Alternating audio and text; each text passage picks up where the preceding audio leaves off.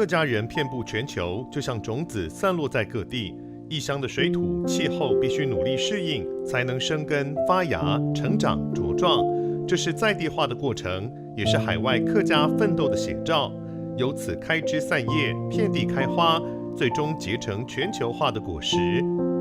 客家委员会于9月24日至9月26日举办了为期3天的全球客家文化会议，透过海内外的客家学者彼此交流，一同参访世界客家博览会，凝聚客家精神，并将此精神延续至海外。各个地方，不管是老华侨、老华客、新台客的各种组织社团，现在还有很多跨区域、跨国的社团在做交流。那我们客委会应该鼓励去让这些比较有活动性的这些社团能够互相串联起来。那我知道现在有全球客家联合会，也有世界客家联合会，还有在地的国家的客家会，这个都可以连接起来。那我想客委会可以做这个枢纽，把它统合起来。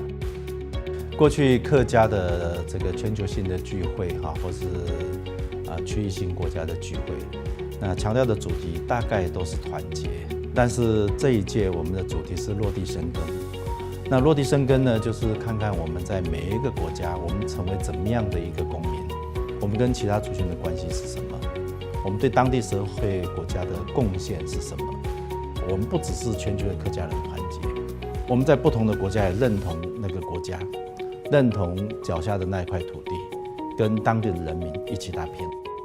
客家委员会一直以来致力于推动客家在地化，藉由举办活动与推動政策，讓民眾可以認識並理解到客家文化的美好。強硬嘅拆除全面天氣房屋同唯一一間小孩。現在也係旅遊車300幾秒發布。海外的客家人其实有点类似我们早期到大都市里面打拼的客家人，我们的客家身份认同变成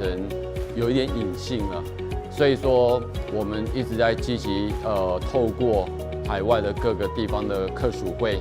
来寻找我们失落失联的海外客家乡亲。台湾的客家委员会近年来持续推动族群主流化，也期盼透过各项政策与措施的落实执行，达成客家法治化、社区化及数位化的目标。我们希望一般的大众在我们的传播媒体，在我们的公共场所，在我们的学习的场所、会议的场所，听到客语的机会会越来越多，语言有使用的机会，它才会继续生存下去。写小钱，他讲的底，你出生跟你所住的第一个故乡。我们像世界客家博览会，这个世界馆呢，就是在地与多元；台湾馆呢，就是这个生根与共荣。我认为用这个4个概念，我一样可以来推动全球客家在地化。环境是我们人要很刻意的去创造跟实践的，所以透过学校的沉浸式教学，所谓沉浸式教学就是老师的教学语言要是客语，那这样子孩子在这个班级里面，这个学校里面，他听到的以及他对话的都是客语，那样子的客语的使用会提高，他的客语使用的能力也会提高。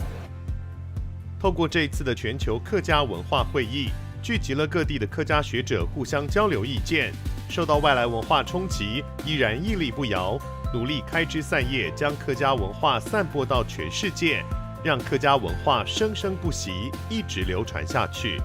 如果我们不把客家这个名词当作动词去实践，客家是会消失的，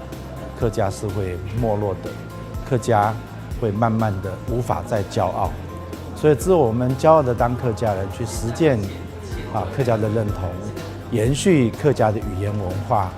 让我们的语言文化在现代的世界里面真正的取得生命力，这样子客家才能够继续让我们骄傲，也因为我们的骄傲而让客家继续骄傲。